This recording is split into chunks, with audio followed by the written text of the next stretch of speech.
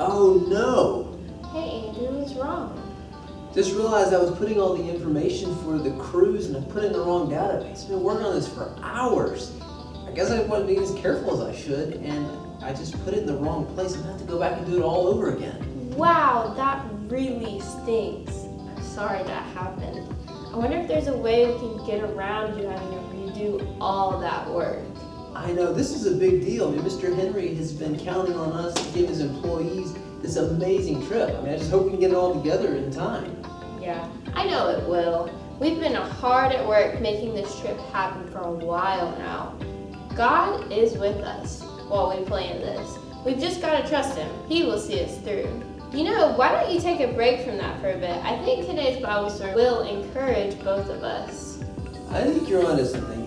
I remember that we were going to be learning about trusting God, and Peter dealt with something similar. And he took his eyes off Jesus for just a moment, and he ended up in big trouble.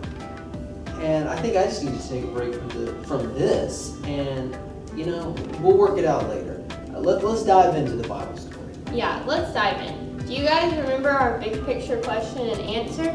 Our question is, why did Jesus perform miracles? And the answer to that is, Jesus performed miracles to glorify God, to show He is the Son of God, and to care for people. And part of His mission in coming to earth was to help people see what God was like. He told people that the words that He spoke, they came from the Father. They were the ones that the Father wanted Him to speak. And he said that He only did the things that the Father wanted Him to do. So when He performed a miracle, He was fulfilling His Father's plan.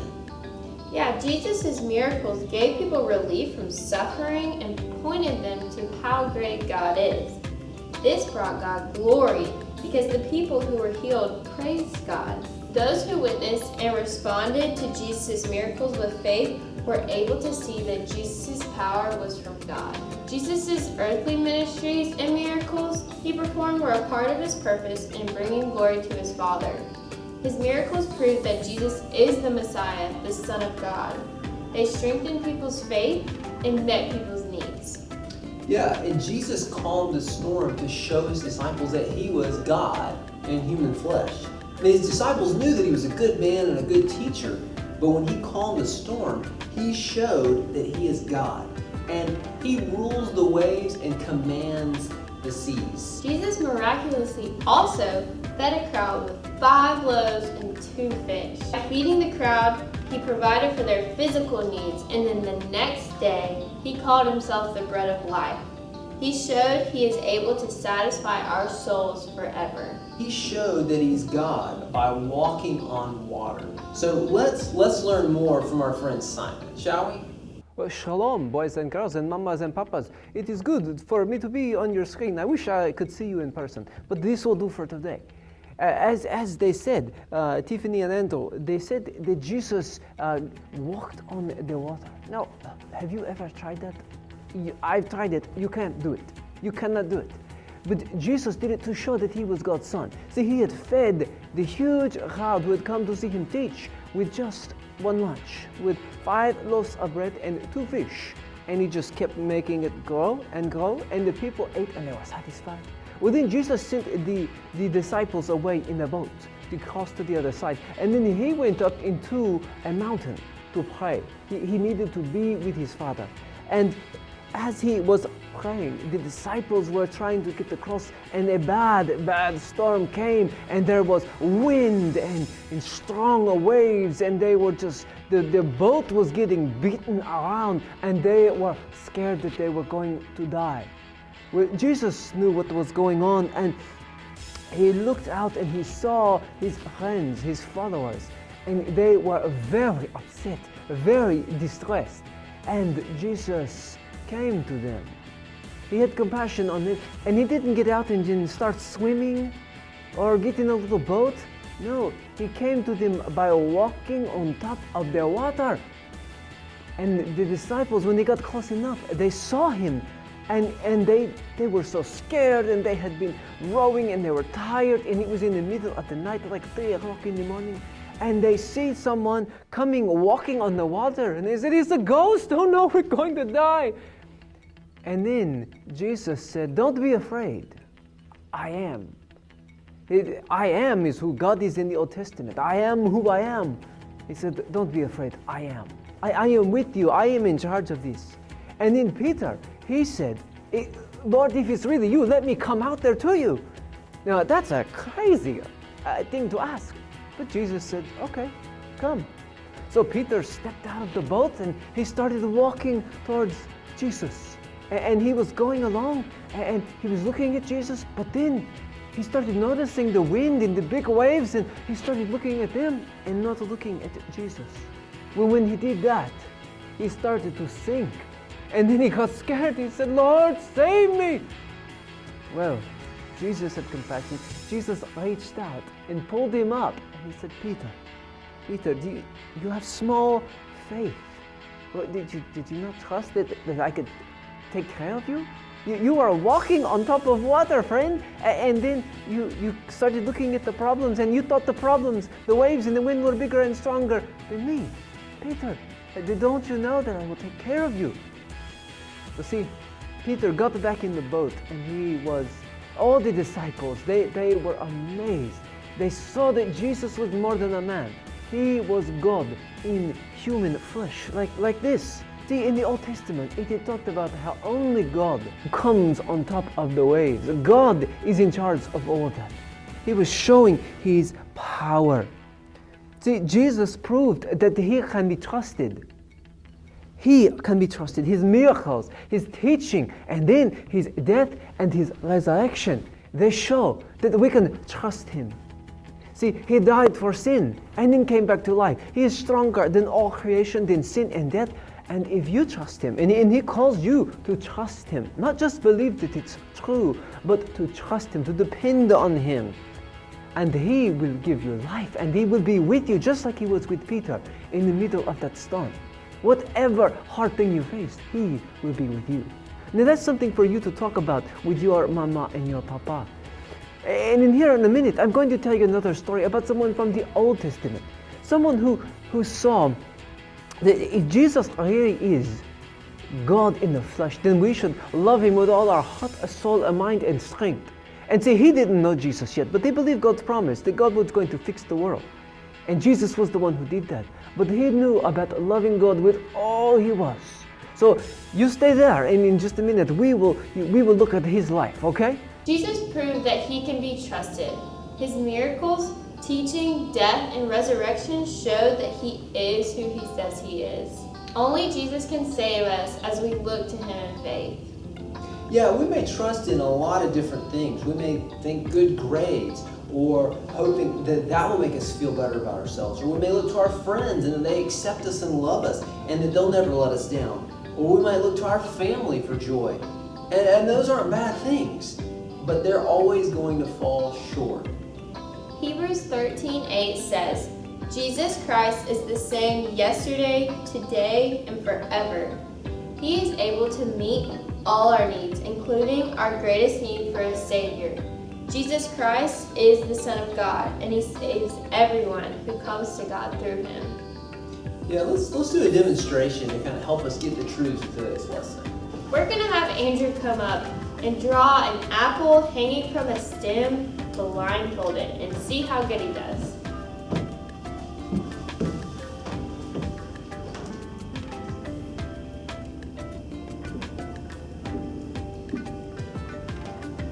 Okay, there's our tree. There's our apple. Alright. There's blindfolded. Now I'm going to give him some help and tips and see if he does any better with me helping him. So he's still going to be blindfolded. All right, let's try it. Alright, let's get the red marker. Here's the red marker. And go ahead and draw a circle over to the left. More. Right there. Now draw a circle. Okay.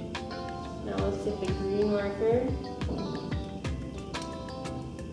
And go up, over to the right, down, right, up to the right.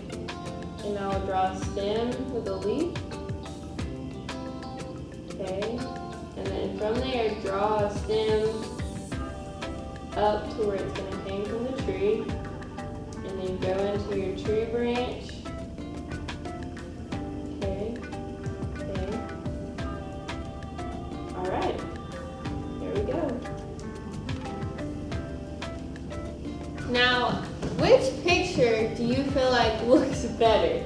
The one where Andrew did it by himself, where it's all black, and the apple's not even connected to the tree, or the one that's got realistic colors and the apple is connected to the tree? How did you feel when you were asked to do this blindfolded, Andrew? It's uncomfortable. I really didn't like doing it by myself. I didn't know what to do or where to go. What makes Jesus so amazing is he knows our weaknesses. He knows when we don't always trust him. He still loves us the same. He will comfort us and show us how to trust him. Just like I showed Andrew how to draw the apple way better than when he was drawing it on his own. Lately, we've been messing up this trip for the Peppy Pepperoni. But we know that if we trust God to help us, he's going to grab our hand and guide us along. We've been learning about how to trust God, and Peter dealt with something very similar. He looked away from Jesus only for a moment and managed to find himself in big trouble. I think we need to take a break from planning this cruise trip and focus on how we can trust God in it. Well, as I told you, we are going to look at someone from the Old Testament, someone that was around about 600 years before Jesus was born, and he came to die for sin and to rise again and to bring God's kingdom. Well, his name was Daniel, and Daniel, he lived in Jerusalem, the capital of Israel, where my people are from. And Daniel was handsome and rich, and he was from a good family, and he worked for the king, King Jehoiakim, and things were good. There was money and safety, and it seemed good. But all was not good. You see, they were worshipping idols like Baal. Baal, they thought brought the rain. The Baal was worshipped by the people around him. But the Lord said, no, they are not gods. Don't worship Baal and these other gods. Worship me alone. Now Daniel did, and he loved God with all his heart, soul, mind, and strength. But King Jehoiakim and most of the other people, they did not. And people thought, well, things are going well, so God must be blessing us. We're happy, we have lots of money, safety. But God was watching, and he had not forgotten. And see, Daniel worked there for the king, and he would have gotten up in the morning and probably multiple times in the day and said something like this, Shema Yisrael, Adonai Eloheinu, Adonai Echad, and then he would have asked God, how can I love you today? And because it was like him wanting to know how he could show love for God. But not everyone did that, or if they did, they didn't mean it. But Daniel was looking for how he could love and obey God. Well, the rest and the riches of King Jehoiakim's kingdom was about to come crashing down. You see, God sent someone from the north up, and they came into Israel. And God had promised that this would come. He said, if you don't turn from your sin, from worshipping Baal and the idols, and treating each other so badly, I will come and I will punish you. And he had told them this before they even came into the land, 1,000 years before. But they didn't listen.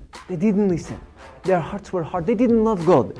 And so God sent Nebuchadnezzar and the Babylonians, and they came and they just wiped the place out. But they took some of the best and the strongest and the most handsome, and they brought them up to Babylon. Now you probably wonder why we have this line here. We'll get to him in a minute. But Daniel came to Babylon with others that he would have known. And they had to walk to Babylon. They had to walk like 600 miles to Babylon. Maybe barefoot, I'm not sure. But it was not a comfortable walk. And Daniel would have been asking God, these things are so hard and so bad, but I want to love you. Help me to stay faithful. Well, they got to Babylon.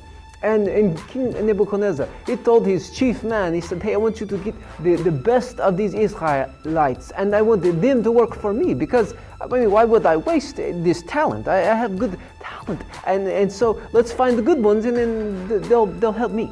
So the king's helper, he got people like Daniel. And they went to the king's palace, and the king, the helper, he said, The king wants you to work for him. So I have a special training program. It will last for 3 years, and you are going to learn our language, you're going to learn our customs, you're going to learn about how to be Babylonian and how to work for the king Nebuchadnezzar. Because if you keep King Nebuchadnezzar happy, then you stay alive. If you make him mad, well, you die. Daniel looked and he knew, and his friends, they saw what they would have to do to keep the king happy and to do this training. It would mean they would have to eat foods that probably had been sacrificed to idols. And it was foods that God had said not to eat for Israel. We don't know all the reasons, but he said, trust me, don't eat these foods, you will be different from the nations around you. Well, Daniel asked, he said, can we just eat these vegetables and these foods instead of eating what you have provided? And the guy said, well, I don't know, Daniel, I don't want to get in trouble and you might die. And he said, just let me do it. Well, he did, and he was healthier and stronger because he trusted God. God took care of it. Well, then he and his friends, they did well, and the king promoted him, and he was very high and important in the kingdom. And because he set his heart and his mind to love God with all he was, he gained wisdom. He was able to look and see how to take God's truth and put it into practice to help the king. See, God had said to the prophet Jeremiah, he said, when you go there, when I send you out of the land, work for the welfare, the good of Babylon. Don't try to work against them. Do what is good for them, but you need to love and obey me. And so this is what Daniel did. And Daniel always asking, Lord, how can I love you? Well, this didn't sit well with all the rest of the king's helpers. And they came up with this plan. They said, hey, we're going to catch Daniel, get him killed, and then we won't have to worry. So they said, hey, king, we have an idea. You should be the most important. This was King Darius at the time. And they said, you should be the one that everyone prays to. And the king said, well, that's a good idea. I mean, I'm a pretty important guy. But he didn't think about Daniel. And so then they caught Daniel. Daniel said, hey, well, whether that the king says that or not, I will love God with all my heart, soul, mind, and strength. And so he would still go out his window and say, Shema Israel, Adonai Eloheinu, Adonai Echad. The Lord our God is one Israel. Love him. And they brought this to the king. They said, oh, king, you wrote the rule and you've had to do it. Well, the king said, I had the law is the law. And so he took Daniel and he put him in a big hole in the ground, and there were lions there. And then the king closed it up. And then he went to his house that night, and all he could think about was Daniel, because he loved Daniel. And he was, oh no, I've killed my best man. Well, then that morning he ran to the lion den, and they rolled it away. And he said, Daniel, servant of the Most High God, has your God protected you? And Daniel said, King, the Lord, he shut them out of the lion. See, I would not, look at those teeth. Those are huge teeth. I would not want to be there. But Daniel loved God, and even if it meant the lions would eat him, but God did deliver him. See, he loved God with all he was, and he was willing to go with whatever the consequences were, because he loved God. And God was up here, and the rest was down here. So you and I, when we run into trouble, God may deliver us from trouble, but he may not always. He may let trouble come, but he is worth it. He is worth it. See, we are to love him and to be imitators of Jesus and live a life of love and to love him with all our heart, soul, mind, and strength, because he is worthy. He is so good. He came to save us, just like we talked about a few minutes ago, and how Peter saw that God himself came to save us, and only he can. So talk about these things with your mama and your papa, and how you can love God with all you are. But until I see you, Shalom.